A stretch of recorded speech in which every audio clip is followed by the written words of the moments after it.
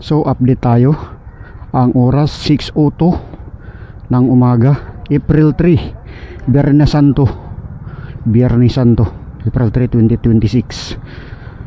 Solo rides Luzon to Mindanao. Ngayon dito na tayo sa entrada ng Mindanao, Surigao City. So bali, meron pala dito housing facility ng Armed Forces of the Philippines, transient facility, Surigao. So pwede pala dito mag-transient. So natulog ako dito ako nagpalipas ng gabi o umaga.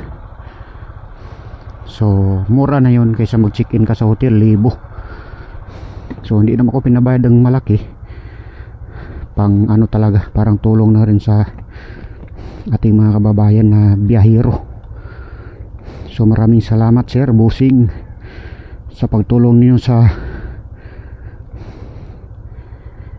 kasi maituturing tulong yan sa ating mga kababayan na mga biyahero na walang matulugan, walang matuluyan, lalo't nagtitipid ng budget, mahal ang gasolina. So ride outs na tayo from Surigao City to Surigao del Sur. Halos 5 to 6 hours pa ang takbuhin natin. So let's go, kakain muna tayo sa labas, almusal. So let's go tayo 6:04.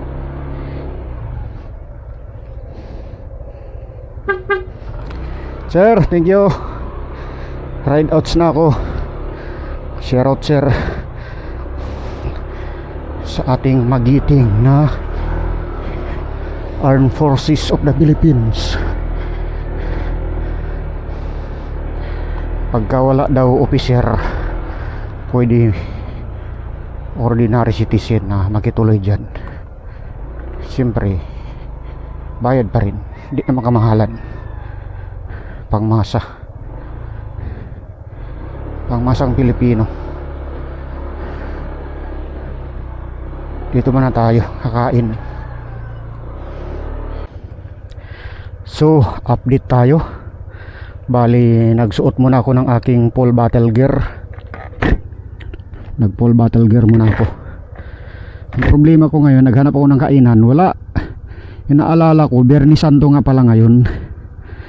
So maghanap ako ng pakasakaling may open na 7-Eleven o kaya mini stop, yung mga convenience store, kasi meron silang pagkain doon na bibili, yung iniinit na lang siya. So ang oras natin ay 6:22 ng umaga. Ang nalalabing takboy natin 4 hours and 59 minutes para marating natin ang Surigao del Sur. So doon muna ang ating destination ngayong araw. Tapos baka saka na ako tumuloy doon sa pinaka-probinsya namin sa Davao Occidental. Kasi bali 3 days pa yung tatakbuhin ko eh. Kasi pwede naman rekta, galing dito rekta. So titingnan ko na lang kung ano magiging plano ko. So bali pala update tayo sa ating nagasto sa gasolina, kung magkano na ba ang ating nagasto sa gasolina.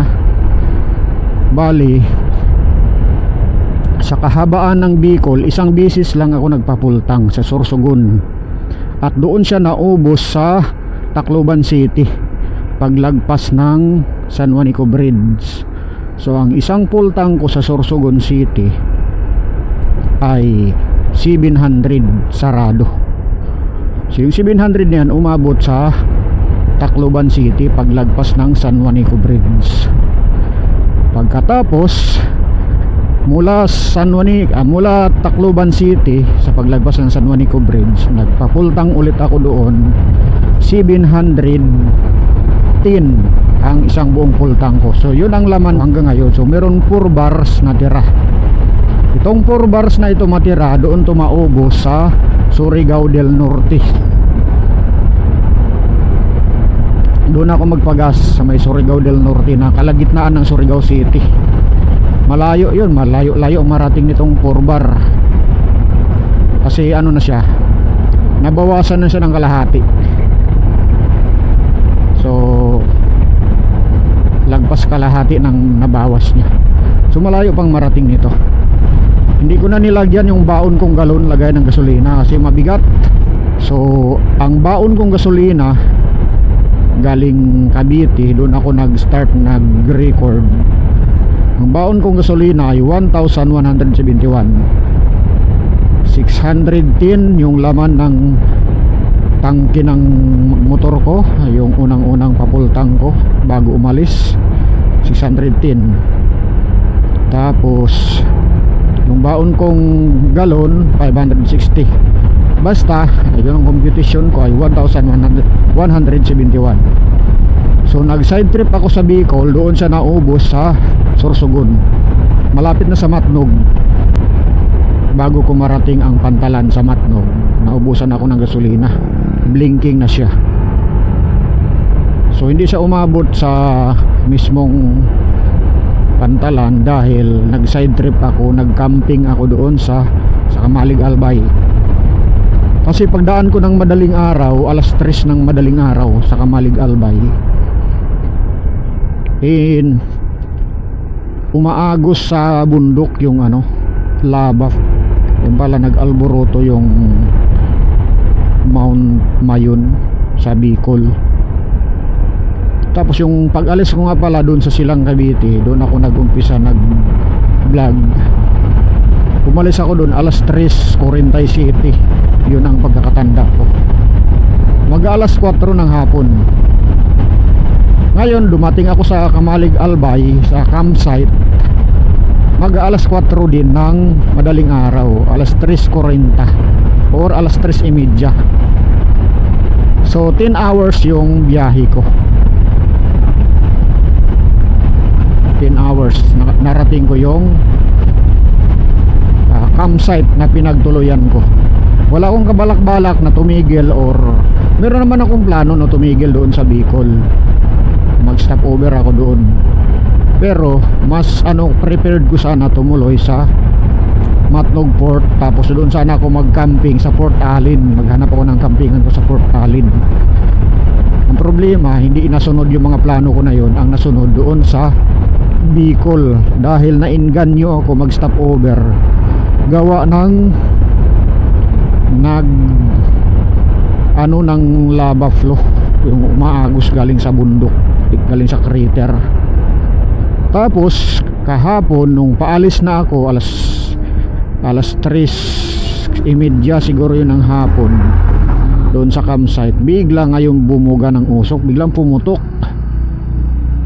So sayang yung record ko doon, medyo na-late yung aking record, hindi gaanong nasapol yung wala pa siyang usok, tapos biglang bumulwak ang usok. Na-late ang record ko, na ko kasi na patay ko na yung camera, na-stop ko yung record nya. Tapos maya maya binalik kong record, problema na-late na siya ng ilang segundo. Nung na-record ko na siya, nandun ang usok sa ibabaw, yung buga. So sayang sana, maganda sana slow motion yun, yung wala pang lumabas na hindi pa siya sumabog, biglang lumitaw, sumabog, pak! Sarap sana slow motion, sayang. Ganda sana ng timing ko, pero at least nakuhaan ko pa rin siya ng magandang photo sa gabi, madaling araw, maagos yung lava flow. Dapat gabi pa ako, kasi pagkagabi sana nun kahapon, mas maganda ang pagkakuha mo ng picture, kasi kitang kita mo umaagos yung labay. Ang problema, nainip ako bandang hapon, nainip ako kasi gusto ko mag-upload ng short video sa YouTube. Nainip ako, walang wifi, hanap kong wifi, walang wifi, kaya kumain muna ako kasi nagluto ko sa campsite. Bumili na ako ng cup noodles kasi naubos yung baon kong ulam. Pagkatapos ng kumain, nagligpit na ako, umalis ko mag-alas 4. Kaya tuloy ginabi ako, nakarating sa Matnog Port mga 6:30 or 7. 2 oras na lang marating mo na ang Matnog Port pagkagaling ka doon sa Kamalig Albay. 2 hours na lang, kaya kampante naman ako na alas 4 na ako, mag-alas 4 na ako ride out kahapon galing sa campsite.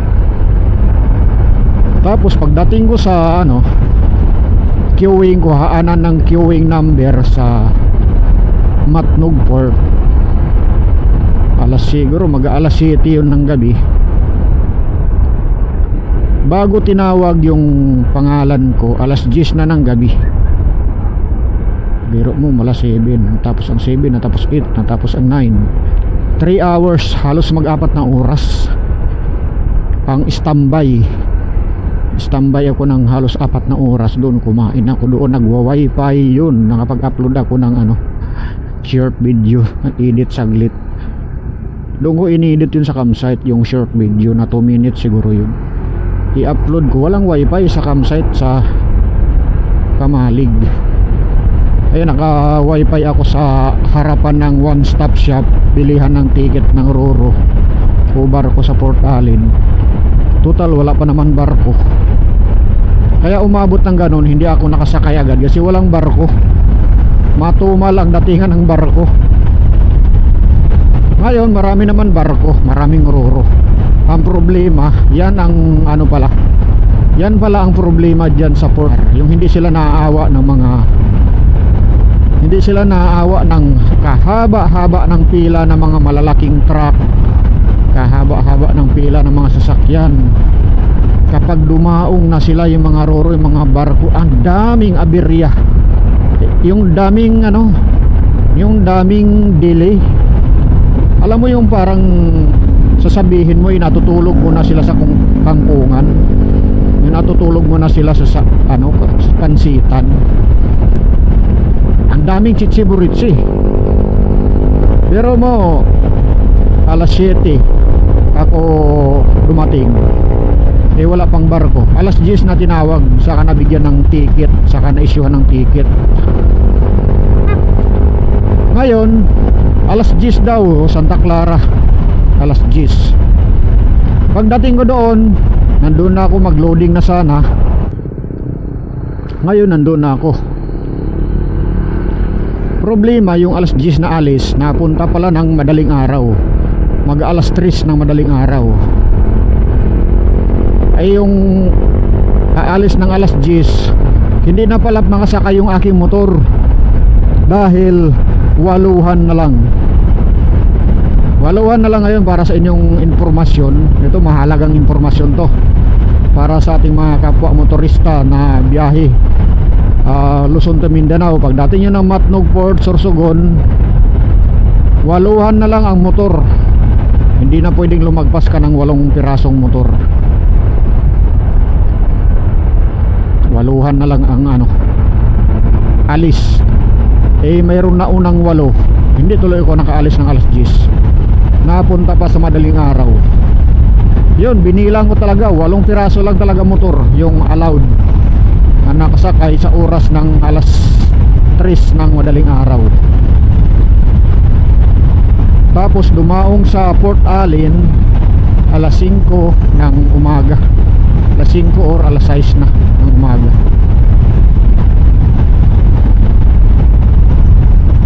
Hindi naman alas 3 yun, mga alas 2:30 siguro yun nung nakasakay ako. Siyempre, alam mo yung mga nag-unload, naglo-loading sila, inaabot ng siyam-siyam bago matapos.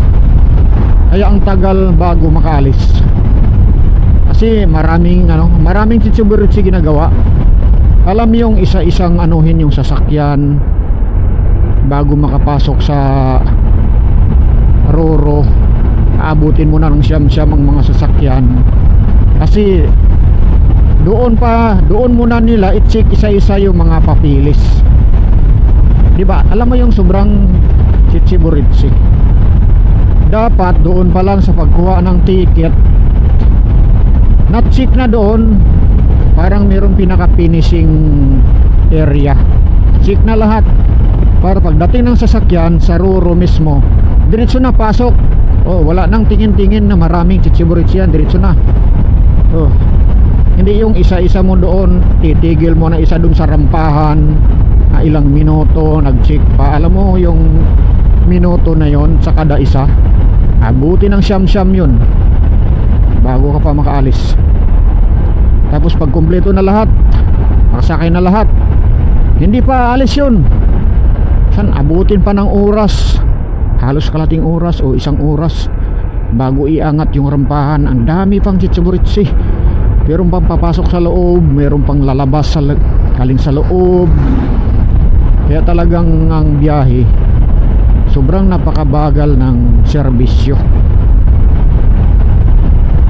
Siguro kung magkataon na pagdating talaga sa panahon na magkaroon ng mga digmaan, imbes makatakas ka sa digmaan, makaalis ka, maka-evacuate ka, doon pa lang sa Pantalan patay ka na.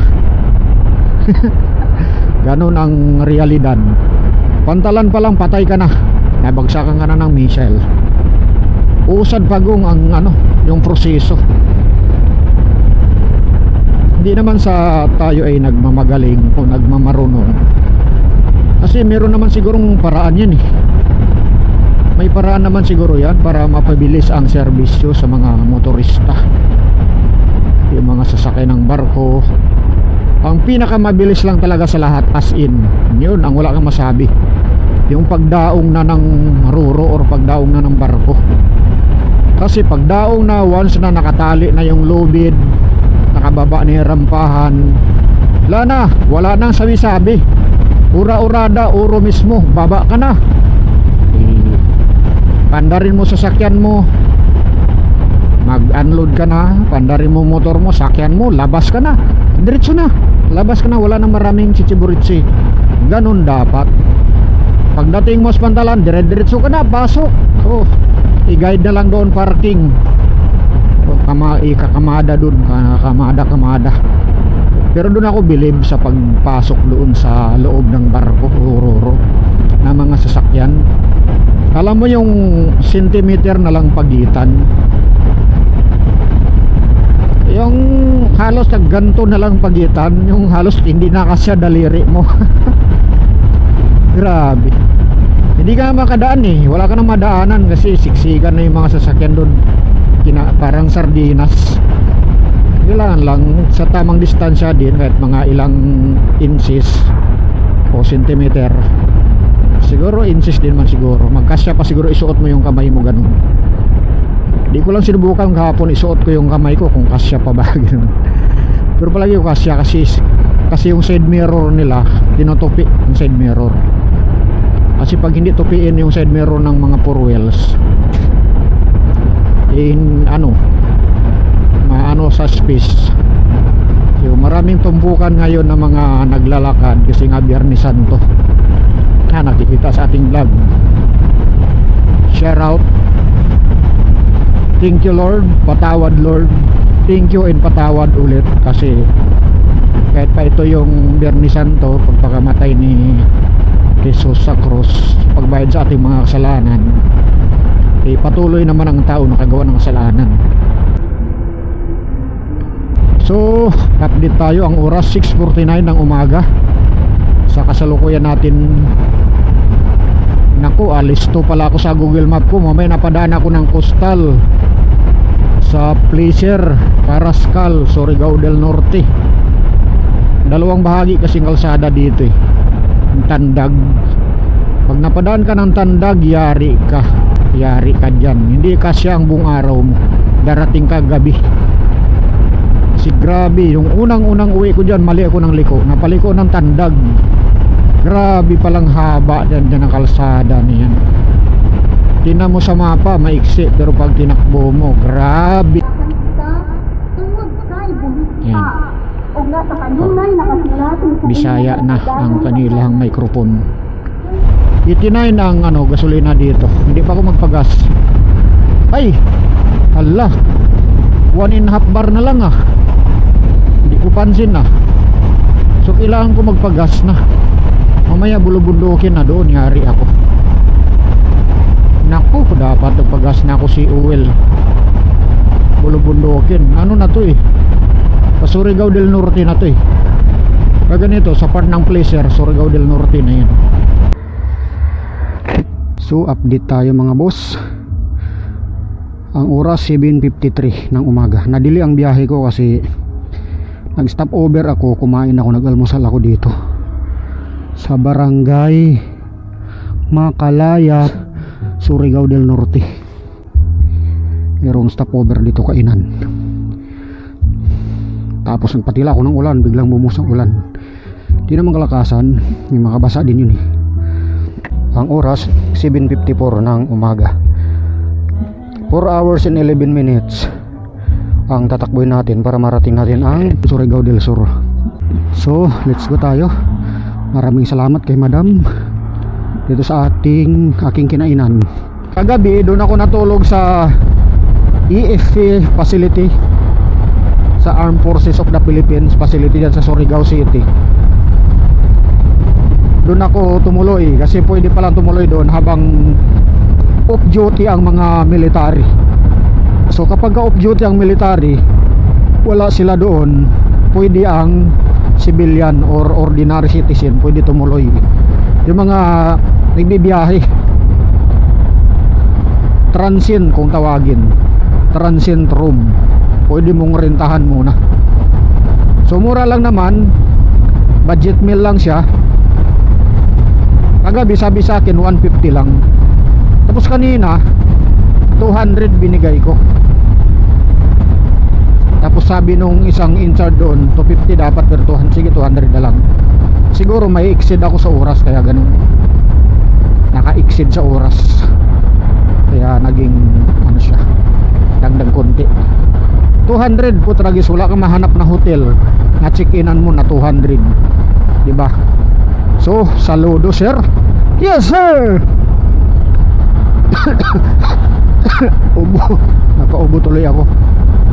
Hindi sanay sa ganun. Yung mga military, yung lakas ng posisyon. Yes sir. So, napatulog pa tayo ng di oras sa outpost ng military. Special. Di aircon pa. Pero mayan, di aircon pa. Sarap kalamig ng aircon. Tamang-tama summer. Maraming salamat sir. Naka-aircon pa tuloy ako. Sarap mahimbing ng tulog ko. So, ride shift tayo mga bossing, mga sir, mga madam. Shoutout sa ating mga kapwa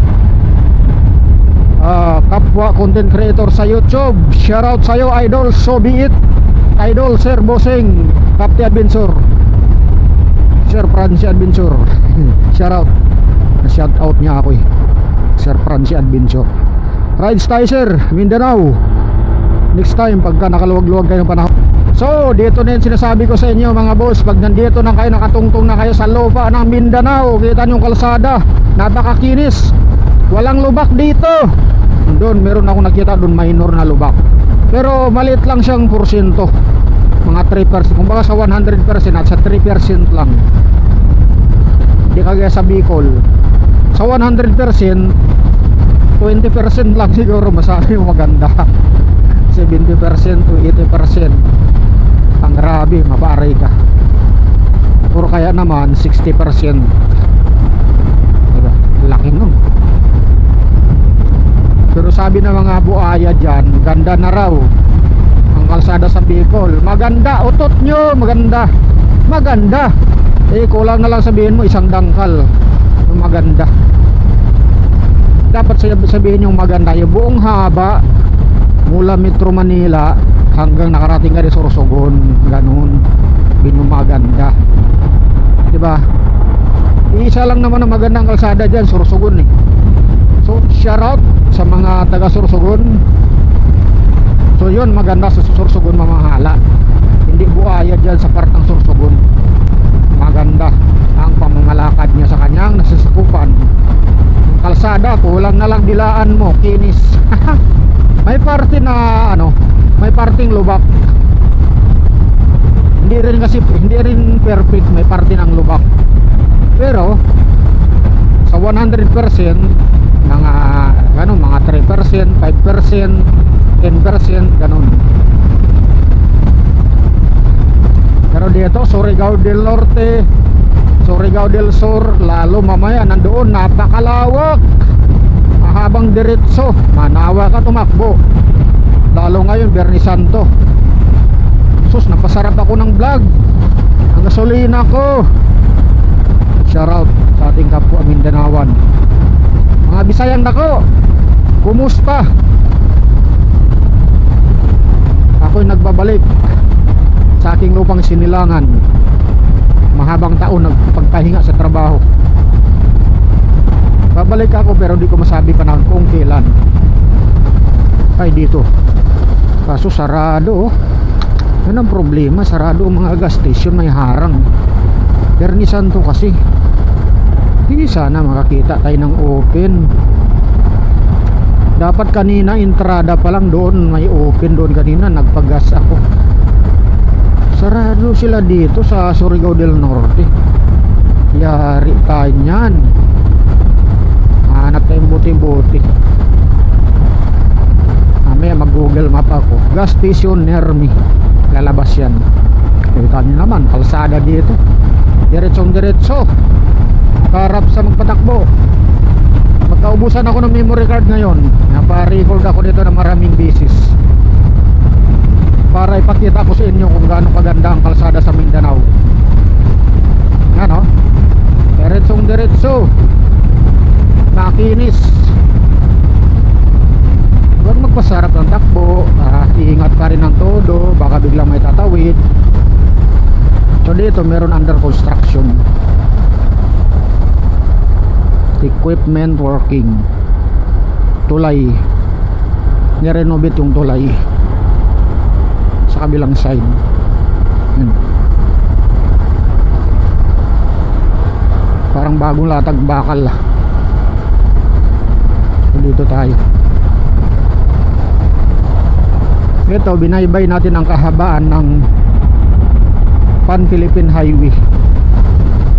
Ang area to ay Lake Mainit kasi dyan, lawa dyan. Hindi makita sa camera kasi malalim. Hindi pala, yung medyo patag siya. Patag dito, doon, malalim doon. So di kita sa camera.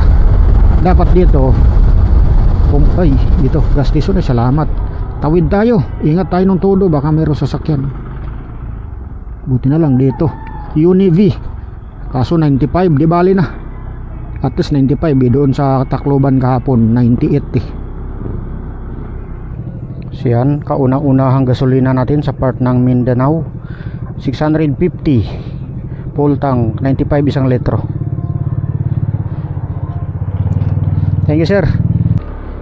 So let's go tayo mga boss. Tapos na tayo nagpa-full tank dito sa mainit Surigao del Norte. Alegria palagay sa Google Map. Pero ito mainit to eh. Yan oh, lawa ng lawa ng mainit, Lake Mainit, Surigao del Norte. Shoutout sa ating mga babayan dito taga Surigao del Norte. So update tayo sa oras, alas 8:24 na. 3 hours and 53 minutes para marating natin ang Surigao del Sur. So ngayon, tapos na tayo kumain, tapos na tayo nagpagas, wala na tayong dili. Tuloy-tuloy ng biyahe natin. Dili lang natin umihi, palit ng battery ng camera.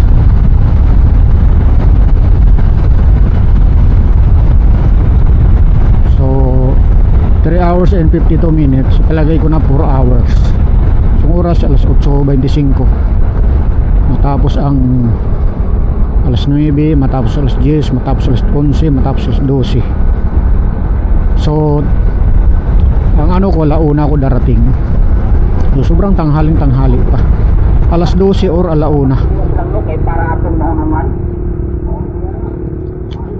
Tawid. Alas 12 or alauna tayo darating. Tanghaling tapat. So bago ko dumating, dadaan ako sa Tagbina. Ay yun naman talaga daan ng Tagbina. Kasi doon may nakita kong litson manok.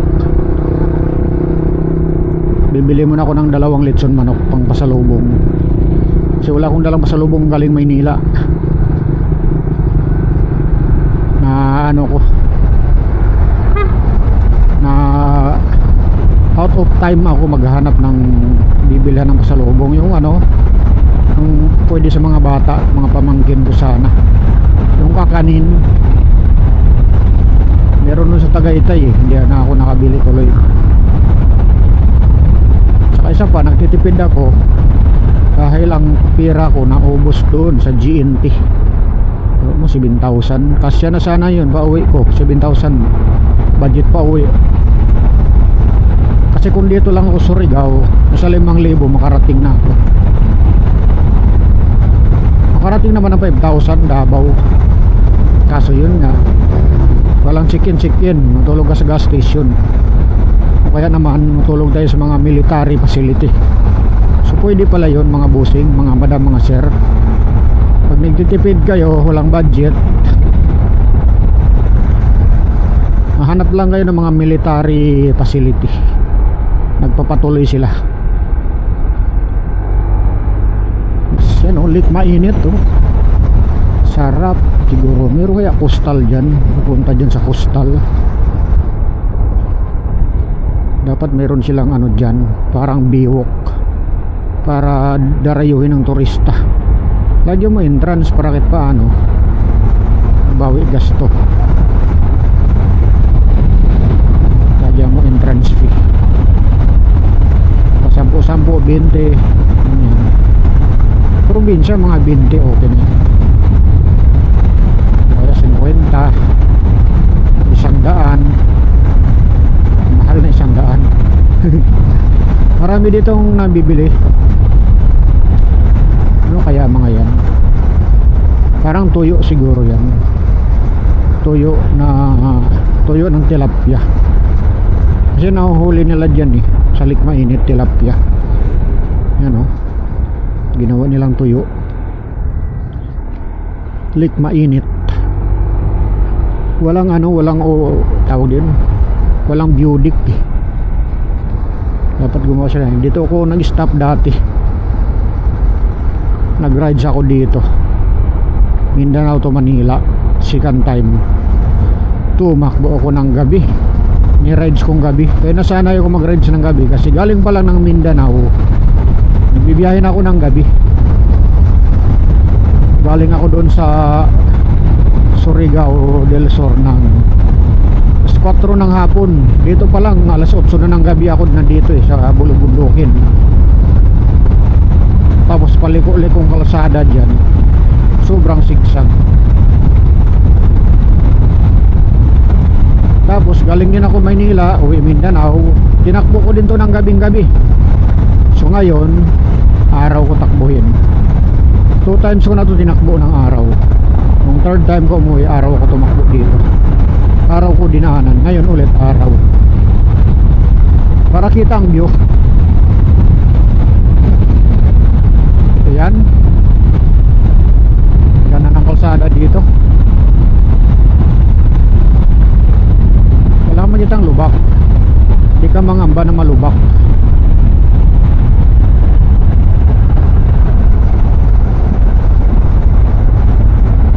Balik tayo.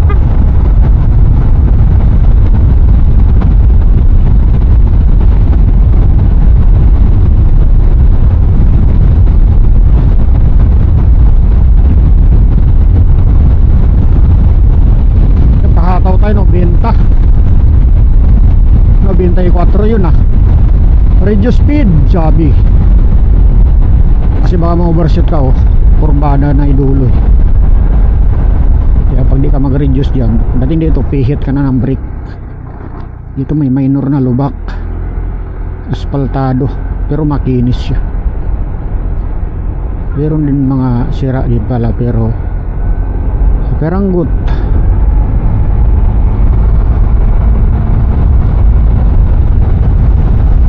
Ko lang sa kahabaan nito. Latest update, tingnan natin ang kahabaan ng Surigao Norte to Surigao South. Wala doon sa Pantalan, sa pinakadulo ng lupa ng Mindanao sa norte. Punta naman doon sa south. What up yo? Woo! What up yo? Lawak ng bundok oh.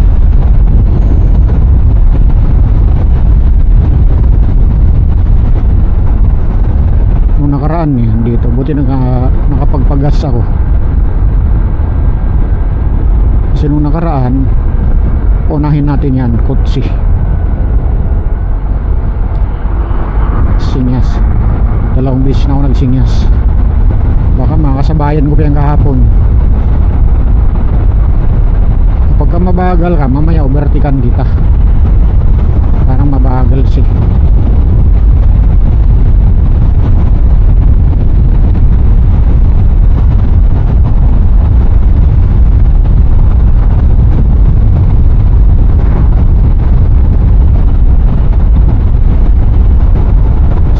Unlimited record.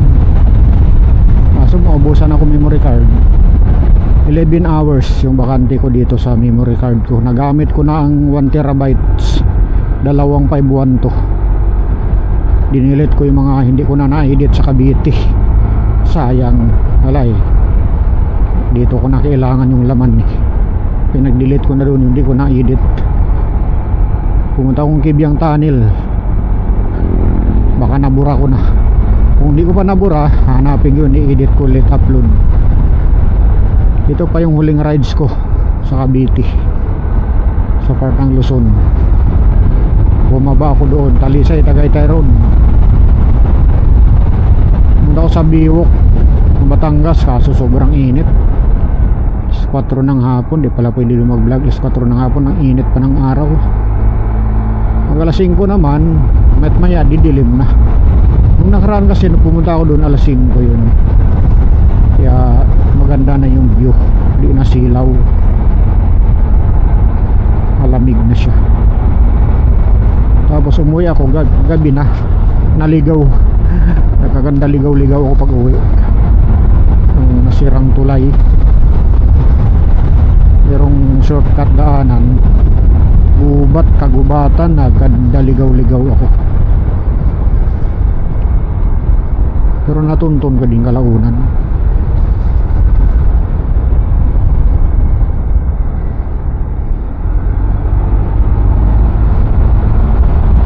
Wow, lit mainit. Lawak doon oh, tingin oh. Sabi ng truck driver, vlogger yan. Singis-singis ganun. Pagka nagganon yung kamay, pag nakikita kayo ng motorista na gumaganon sa kamay, mga vlogger yan, natutuwa sa view. Pinapakita sa inyo ito yung view.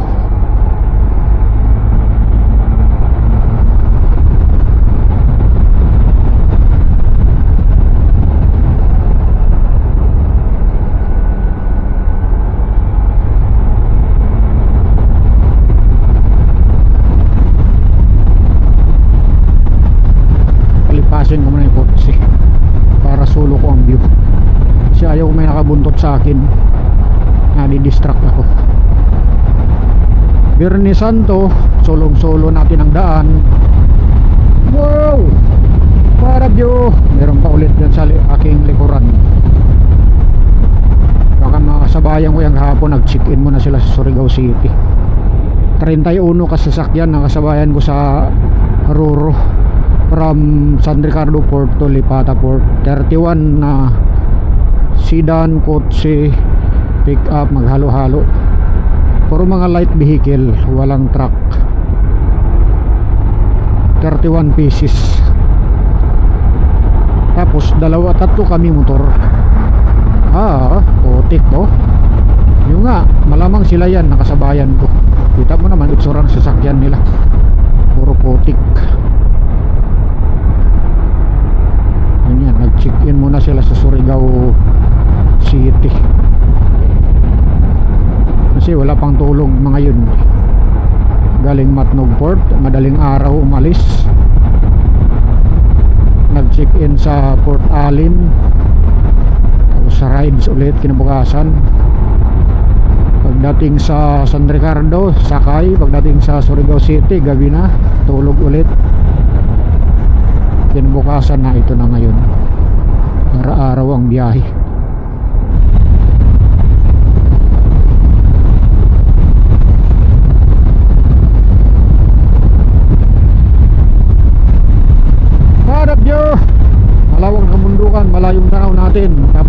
kalsada, napakakinis. Woo! I love Surigao City, Surigao del Sur, Surigao del Norte.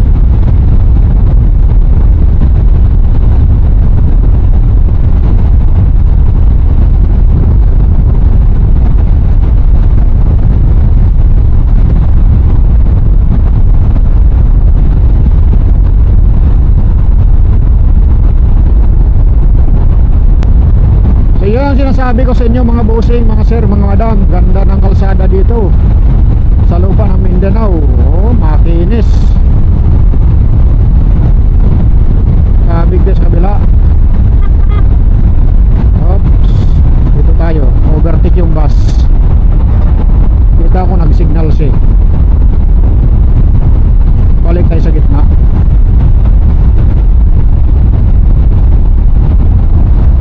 Nako, magkaubusan tayo ng memory card nito at saka battery. Sana nag-charge na maayos yung battery ko dyan. Extra battery.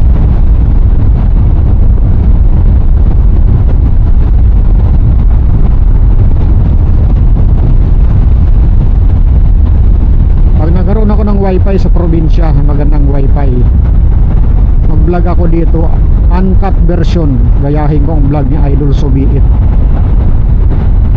Tapos bibili muna ako ng yung action camera na madaling i-edit. Hindi kagaya sa 360 kasi mahirap mag-edit dito, matagal. Kasi mag-reframing ka dito eh. Hindi kagaya sa action cam nasa helmet mo. Wala nang reframe. So yan ang kaganapan dito sa kalsada, Pan Philippine Highway, Surigao del Norte. Sa part pa rin tayo ng Surigao del Norte dahil mahaba ang Surigao del Norte. From Surigao City to Surigao del Norte, Surigao del Sur. Sa Google Map, ang madaanan natin dyan ay Butuan City, Kabadbaran muna sunod, Butuan City. Ang dati natin sa Butuan City, kakabig tayo pakaliwa, San Francisco, Surigao del Norte o del Sur na. Del Sur na yata ang San Francisco, Surigao del Sur. Tapos pakaliwa tayo ng pakaliwa, papunta ng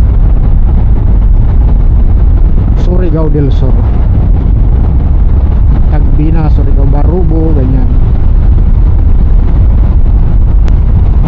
Stop recording muna tayo kasi maubusan tayo memory card nito. Mahaba to, sobrang haba to. Approaching tayo ng Kabadbaran siguro yan, Agusan del Sur, Agusan del Norte, then Butuan City. Bago tayo mag-cut ng video, update muna sa oras. Alas 8:53 ng umaga. 3 hours and 20 minutes ang ating tatakbuhin pa bago natin marating ang Surigao del Sur. Approaching tayo Butuan City.